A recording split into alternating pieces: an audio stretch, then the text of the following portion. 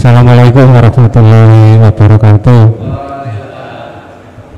Nyuwun tanglet, apakah orang yang sudah meninggal arwahnya itu bisa melihat orang yang masih hidup?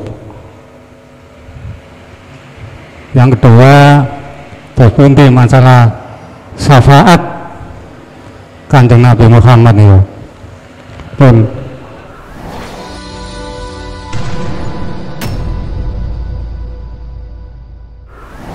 ngapunten saderenge Gus, kula nderek tanglet manah kula tasik dereng paham pindah ingkang kula tangletaken masalah sirrul asror dzikron kasira. Mami kula niki demen mau sholawat terus menerus niku dos pundi miturut Kyai Haji Mukhlason matur nuwun mengkaten ingkang kawula tangletaken. Untuk menuju bertemu Allah sesuai tema kita tadi, boleh wa amilu sholihah, boleh lewat sabar, boleh lewat tobat. Artinya apa? Jenengan mau sholawat, istighfar, moco tasbih, moco dzikir Allah itu sama.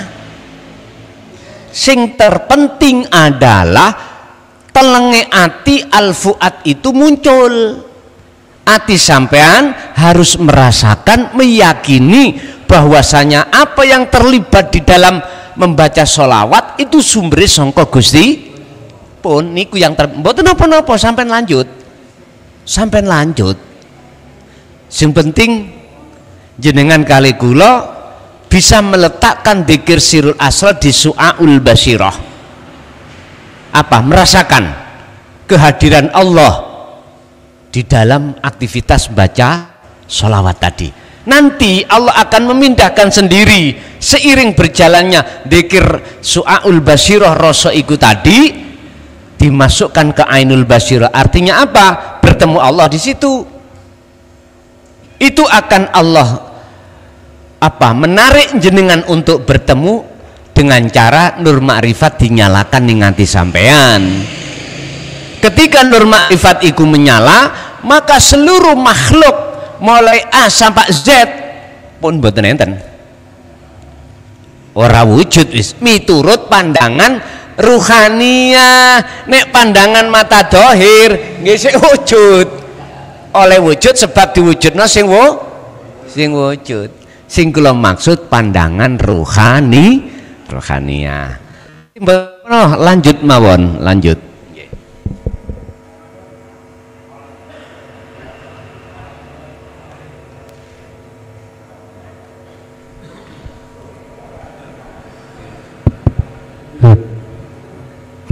Ngapunten Gus. Assalamualaikum warahmatullahi wabarakatuh. Nyuwun tanglet, apakah orang yang sudah meninggal arwahnya itu bisa melihat orang yang masih hidup? Yang kedua, terpunti masalah syafaat Kanjeng Nabi Muhammad ya. Pun ngoten mawon. Assalamualaikum warahmatullahi wabarakatuh. Pertama mohon apa mboten cedhak kuping kula. Apakah orang yang sudah meninggal itu rohnya bisa melihat orang yang masih hidup? Nggih. Gusti Allah ndadekno kita sebagai menungso iku ana rong unsur, siji jasmani, loro rohani. Siapapun nggak bisa bantah nih, agama apapun nggak akan bisa bantah, madhab apapun nggak bisa bantah, karena ini kebenaran, nggak bisa dibantah. Lalu jasad kita dikasih Allah meripat untuk bersaksi melihat makhluk sesama. Ruhaniyah kita dikasih meripat Gusti Allah yang disebut Ainul Basirah. Ini khusus untuk bersaksi pada Allah, tidak selain Allah. Nyun sewu, sebelum kami jawab dari pertanyaannya, orang yang meninggal apakah bisa melihat ruhnya terhadap alam dunia atau alam akhirat? Jawaban kula ngeten, iso ya ora iso. Pelanggarannya di mana? Bagaimana mungkin kula niki akan bisa melihat di depan saya ini ada korean wong kula wuta?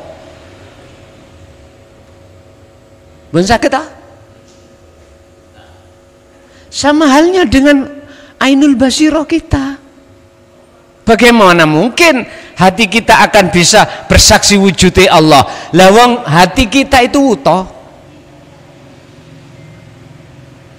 Khatamallahu ala qulubihim wa ala sam'ihim wa ala absarihim ghishawatu wa lahum adzabun adzim. Nek wis mripate ati iku dikunci dening Gusti Allah, ditutup. Udah. Nek wong wuta niku mek situk Pak sing dialami peteng. Peteng. Peteng. Mendengar pun nggak bisa, kalau ngomong telinga berarti budek. Kalau lesan berarti bisu. Allah kan sudah sampaikan dalam surat Al-Isra ayat 72, barang siapa ketika saat di dunia mata hatinya buta pada Allah, maka di akhirat pun juga begitu. Mangkan fi hadhil a'ma fahuwa fil akhirati a'ma wa adallu sabila, bahkan gelapnya lebih nemen.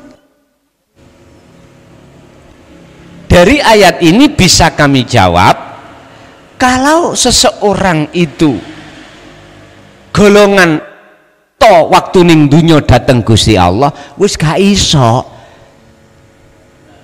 nyawang anak putune, misalnya turunane ini dunya, apa maneh nyawang akhirat. Wa min waraihim barzakhun ila yaumi yub'atsun.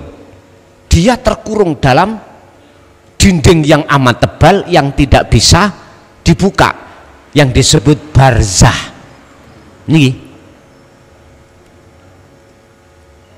Tapi mafhum mukhalafai dari ayat itu, barang siapa saat di dunia mata hatinya tidak buta pada Allah, maka di akhirat pun juga tidak buta.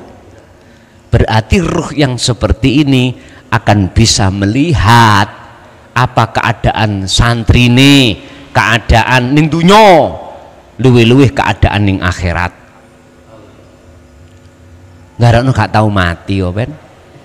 Sebetulnya jenengan sudah sering Bapak Ibu diberitahukan Allah, cuman kita nggak mudeng. Apa? Tidur. Meripat sampean kan merem. Tapi opo kok sampean ketok opo-opo? Ketemu si A, ketemu si B, ngatan nggih?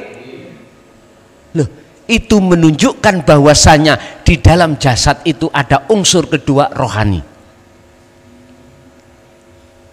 Sampean ngipit diuber-uber macan arep pangan, aku yakin belayu sampean. Padahal mimpi. Lu tenan toh, waktu mimpi ku wis gak mungkin sampean alam mimpi ae can pangan can, gak mungkin. Gak mungkin, Pak. Wong kadang-kadang kita itu lagi dewasa, ya toh? Lagi akil balik, mimpi ketemu pacar. Terus ditangekne Gusti Allah ngene, tawur maneh jare wong Jawa, wali enanune. Cek sambung jare ngono. Tapi kebanyakan kita nggak sadar kalau itu sebetulnya ayat tentang rohaniyah. Jadi jawabannya niku Pak, tergantung ya. Pun yang pertama, kedua tentang syafaah. Mungkin bisa dibuka dalam surah Az-Zumar kalau nggak salah. Ayatnya lupa saya. Ngeten.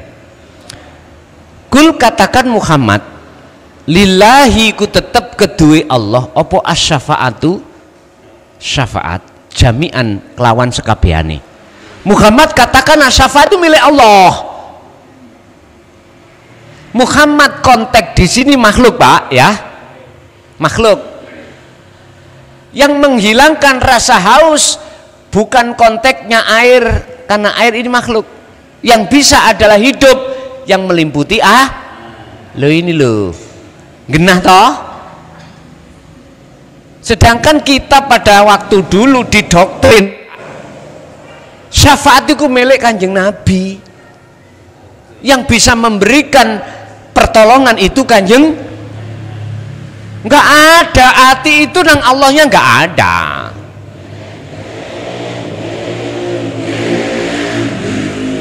Makanya lewat mimbar ini saya tegaskan surat Az-Zumar tadi nggak salah ya, Az-Zumar apa Al-Qasas saya lupa. Ini mengatakan bahwasannya iman sampai wajib tentang syafaat itu milik. Dalam ayat itu Rasulullah sendiri yang diperintahkan untuk berkata, kul katakan Muhammad, napa Gusti sing kula katakan, lillahi ku tetep kedue Allah apa asyafaatu utawi pertolongan jami'an kelawan sekabehane. Le semuanya berarti iki mang ya syafaat. Oleh karena Allah seakan-akan meletakkan syafaat terhadap air sehingga seakan-akan air itu bisa memberikan manfaat. Sama syafaat itu milik Allah seakan-akan ditaruh datang Kanjeng Nabi Muhammad itu loh Pak, seakan-akan Nabi Muhammad bisa mensyafaati. Makanya tergantung kita memandangnya kemana, bersaksinya kemana. Wonten meriku nek kulon jawab syafaat secara syariat memang makhluk Kanjeng Nabi ya dah, tapi nek secara hakikat yang memiliki adalah Allah. Oke?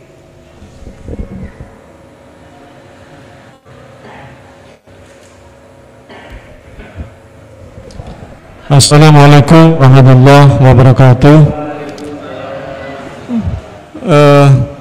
Setiap manusia ini kan beribadah tujuannya untuk memperbaiki akhlak, okay. Namun dalam kenyataannya seringkali kita masih tergelincir dalam salah dan dosa. Nah, yang saya tanyakan, apakah ibadah kita itu masih salah atau kurang benar, ataukah salah dan dosa itu memang itu sudah ditentukan oleh Allah? Mungkin iku mohon Gus Mukhlasun matur suwun.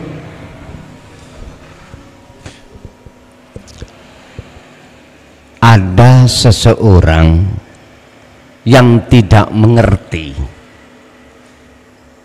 lalu dia itu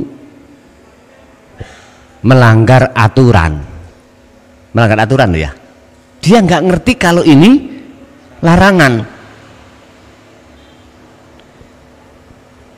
Itu bisakah dikatakan salah? Jawabannya ada dua, Pak. Pertama maklum, kedua salah. Bagaimana? Dikatakan maklum kalau mengertinya saat itu juga sebab dikandani. Ini maklum berarti tidak mengandung dosa. Yang kedua, dikatakan salah. Sebab apa? Dia sudah mengerti nggak boleh kok ya diterjang. Yun sewu, semua diri kita manusia sebagai anak putune Nabi Adam, kita wajib mengalami proses yang pernah dialami oleh baginda Adam. Apa prosesnya? Innalillahi, Nabi Adam asalnya kan surga, boso melanggar, akhirnya diduk ning dunya. Ini proses innalillahi. Kita enak-enak ning kandungan, lah apa kok atik menjawab qalu bala syahidna. Akhirnya kita diduk ning dunya. Ngapunten ingkang kathah. Ini bentuk innalillahi, Pak. Tapi sekarang yang terpenting adalah bagaimana kita bisa wa inna ilaihi raji'un. Kembali ke asal kita. Ngapunten ingkang kathah. Inilah butuh proses kita itu. Cara ibaratnya baju, mari tuku anyar, dipakai terus kotor, wangi-wangi ini hilang. Kalau Anda ingin kembali lagi anyar, wangi maneh ya umban. Baru proses pensucian tazkiyatun nufus. Kalau ngomong roh, proses pensucian diri, ilmu, amal, istiqomah, uzlah tadi terjadi. Ibaratnya baju diaucek, dipepe, disetelika, baru mlebu lemari, dikasih minyak wangi. Ruh sama.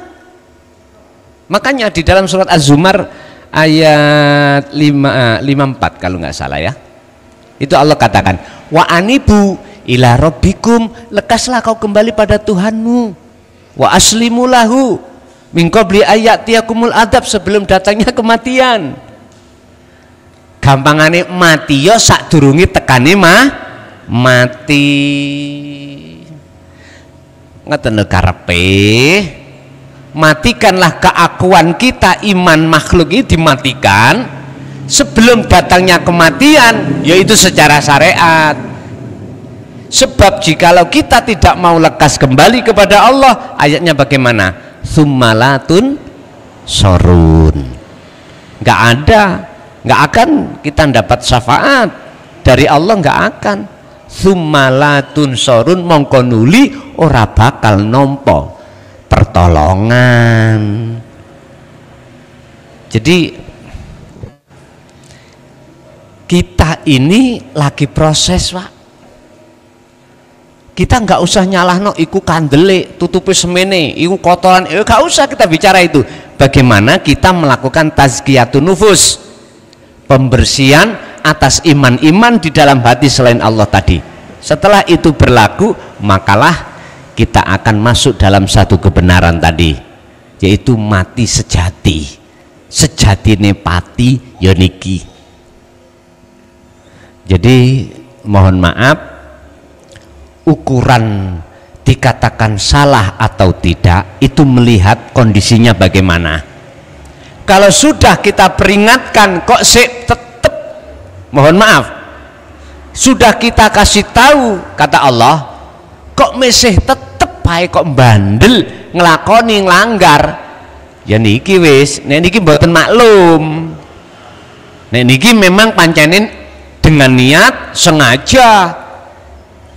Nyun sewu, setiap umat iku mesti Allah memberikan utusan, mesti mulai zamane Nabi sinten mawon sampai terakhir Kanjeng Nabi Muhammad. Bahasa syariat mentok terakhir Kanjeng Nabi Muhammad.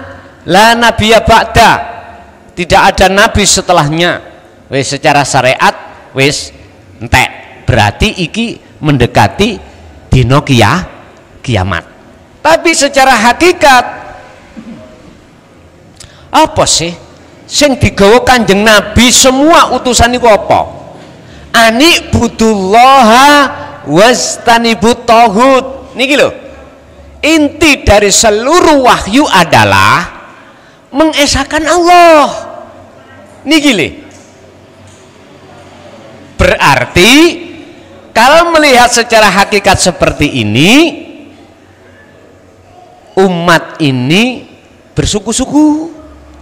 Berarti Gusti Allah akan ngutus satu utusannya yang disesuaikan dengan suku itu masing-masing, dengan alasan supaya gampang dipaham, mudah dipahami apa bahasa yang disampaikan. Ibaratnya wong Amerika ya jelasnya utusane iku berbahasa Amerika. Kalau Ameriki bahasane ya Ameriki. Ngaten lah. Jelas nggih? Nggih.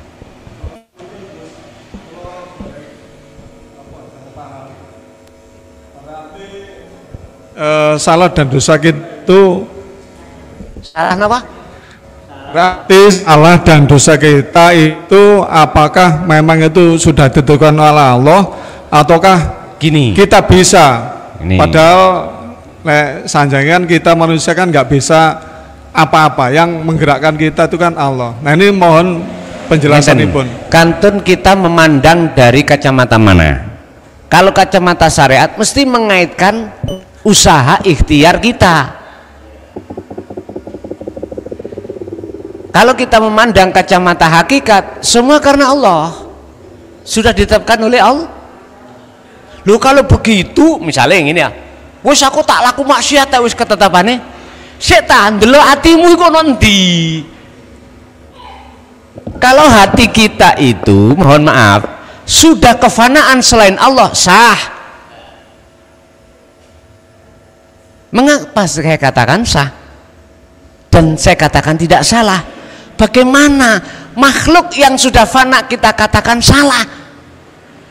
Bagaimana kita katakan dia itu melakukan? Wong makhluknya sudah paham nggih? Berhubung kita memakai kacamata syariat itu loh, akhirnya kita makhluk ngaku letak pengakuan ngaku-ngaku inilah Bapak Ibu yang menjadikan munculnya satu persoalan. Ingat, Gusti Allah itu la syarikalak, tidak berserikat dengan apapun dalam hal melakukan apapun.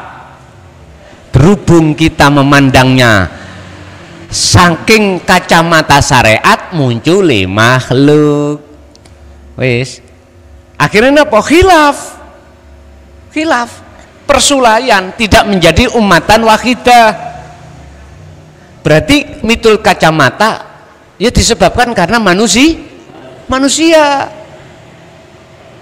Kalau secara hakikat kok si panggah membawa manusianya ketemu Pak, kita menyamakan dengan Allah, menyamakan sesuatu derajatnya dengan Allah.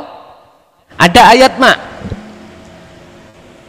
ada ayat surat apa saya lupa, nanti dicari. Jikalau itu baik datangnya dari Allah, jikalau jelek dari nafsumu sendiri, berarti ada penguasa ganda. Ini piturut hukum hakikat, mboten angsal. Tapi nek menurut bahasa syariat mboten napa-napa, karena memang mandange loro. Sebab anane kita, adanya kita makhluk asalnya tidak ada, ikut diadakan oleh yang ada. Akhirnya kita merasa ada. Kalau kita sudah merasa ada, sampai kapanpun Anda tidak akan pernah tahu siapa sebetulnya yang ada. Dijekno tentang sifat wajib Allah, wujud kita kok pertama wujud sifat nafsih wajib Allah, lawan katane Adam tidak wujud, iku dadi sifate wajib menungso. Mboten saged dong, mboten saged. Dadi niku Pak, niku wau melihat kacamata mana. Karena kita itu secara syariat ada ada terbebankan tentang masalah ikhtiar dan usaha. Berarti tatkala kita kecemplung rokok, ya memang karena perilaku kita sendiri. Kalau kita masuk surga karena pertolongan Allah, iku syariate ngoten. Hakikate wong nek hakikat iku apa to Pak? Sudah kefanaan selain Allah, murni sudah. Tapi angel lho niki, ngomong gampang, Coba ayo dipraktek nih. Tapi ngeten Pak, jangan pernah kita itu putus asa walaupun iku berat. Ingat, seberat apapun persoalan, jikalau ini tetap kita latih akan menjadi ringan.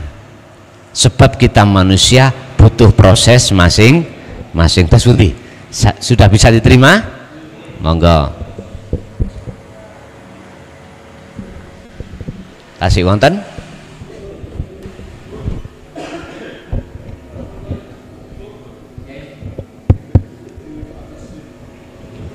Assalamualaikum warahmatullahi wabarakatuh.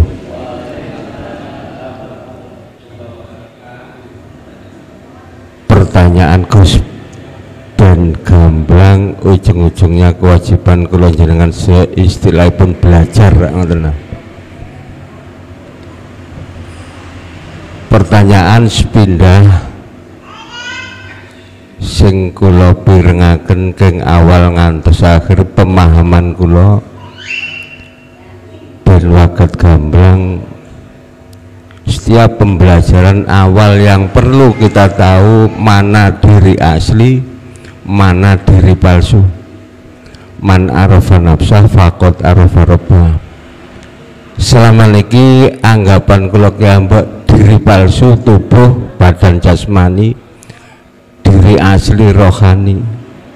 Sementara di antara tubuh badan jasmani dan tubuh badan rohani, di situ ada tengah-tengahnya namanya jiwa. Termasuk jiwa itu masuk ke rohani apa jasmani? Pertanyaan kula. Yang pertama. Lalu yang kedua, masalah nguripke barang sing urip yang ada di dalam diri. Gelem gak gelem harus melatih, paling gak kita harus menjauh dari semua makhluk apapun. Berarti paling enggak istilahnya topo broto kholwat itu suatu kewajiban apa memangnya ada penawaran lain walaupun enggak lewat kholwah, lewat entah rekreasi entah kemana apa bisa keringanan, apa memang harus merasakan urip sak temene urip sangka Allah wajib kholwat.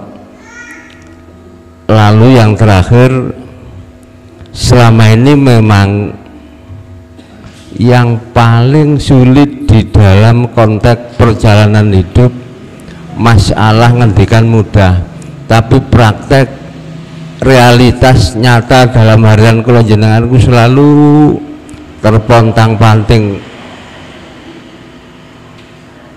Masalah napa sing jelas memangnya masalah apapun hati Baitul Muharram apapun jono barang sih masuk selain Allah, tapi fakta setiap hari kita masuk di wilayah Allah. Untuk sementara ngaten ingkang waget kula pertanyakan, mudah-mudahan dari jawaban jenengan waget gamblang untuk mempermudah jalan kami untuk astu nuju datang Allah Subhanahu wa ta'ala. Walaupun toh tiap hari rasa percayaku kabeh tak pasrahno Allah, tapi tiap hari pun selalu bertentangan antara diriku sama yang memberi hidupku. Matur nuwun. Akhir kalam, wassalamualaikum warahmatullahi wabarakatuh. Waalaikumsalam warahmatullahi wabarakatuh. Jane nek kula angsal sanjang, kita itu secara sistem ilmu sudah paham, gitu. 25 tahun Pak saya mentaburkan benih niki lewat dakwah nih, kan sudah cukup lama banget untuk menjawab 1 dan 2 tadi. Kesimpulannya cuman udzurullaha dzikron katsiran fasabbihuhu bukratan wa asila. Hukume kholwat iku wajib hanya bagi orang yang ingin bertemu Allah, cukup. Secara sistem keilmuan wis mutah-mutah lho estu Sehingga kula sangat setuju sekali umpama ngajine tauhid ditutup blek, ditutup dimanapun ditutup, tak perlu supaya kita itu mentingno kholwat aurate atau lakune dzikir pun niku tak pun asline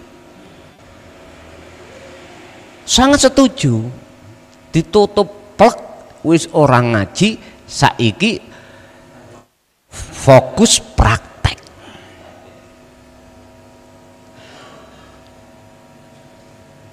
Sebab ngene, ngilmu niki tidak akan pernah bermanfaat, ora ono guna lan manfaate tatkala kita mung paham saja. Jikalau tidak kita dorong dengan khalwat, dan ini akan justru yahjubuhum bi'ulumihim, kefahaman itu akan menutupi antara ruh dengan Allah. Akhirnya napa? Digawe pinter-pinteran nanggone grup, digawe bantah-bantahan. Lho nggih, makanya saya sendiri mengapa nek dilebokno grup langsung kula keluar, grup keluar. Krana kula niki wis kakean WA. Wis mboten sempat sing WA pribadi mawon mboten sempat jawab. Lho estu. Dikron kathiran dikon ngekehno kholwat lewat dzikir niki. Fasabbihuhu bukrata wa asila, kudu fokus bebersih diri. Pun ngaten niki. Makanya umpama kompak ya, wong sak Indonesia kompak, Gus ngajine prei sekarang fokus kholwat, senang matur suwun. Sip. Lu kholwate lu sampean isok qiyamah wa qu'udan wa ala junubihim. Diluwunggarne Allah. Gak iso ambek ngadeg, lungguh. Gak iso ambek lungguh, ambek berbaring. Surat Ali Imran ayat 191. Longgar. Nek tak terjemahno secara umum, lho ya. Khalwat iku ya. Gak mung sampean kali kula niku gak ketemu wong tok. Mboten. Ketemu wong ya iso khalwat. Karena di tempat sepi maupun di tempat rame ning kuno ya ono Gusti Allah. Cuman lebih berat ketemu wong. Lho ngoten lho. Makanya mengapa sih tak kongkon sing gone sepi mang 1 minggu dijogok 1 untuk melatih. Untuk melatih memangnya. Nggih, Bapak Ibu. Jadi kalau mau pesen mek ngeten tok, mumpung kula durung bongko ya. Kita ditunggu kematian. Jangan pernah berpikir bahwasanya selain Allah itu bisa menolong kita. Jangan pernah berpikir. Jangan pernah berpikir semua apa yang terjadi, hal apapun itu ada selain Allah. Jangan. Sebab kalau kita punya zon, punya pikiran selain daripada hidup kang sejati yang agawe, inilah yang akan merusak iman kita. Dan inilah yang menggandoli kita nggak lekas-lekas bisa sampai pada Allah. Mugi-mugi dados ilmu ingkang manfaat terhadap keluarga, khususnya kita dan anak putu kita ila yaumiddin. Lahumul Fatihah.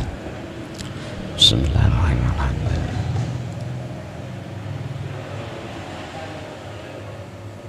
Akhirul kalam. Assalamualaikum warahmatullahi wabarakatuh.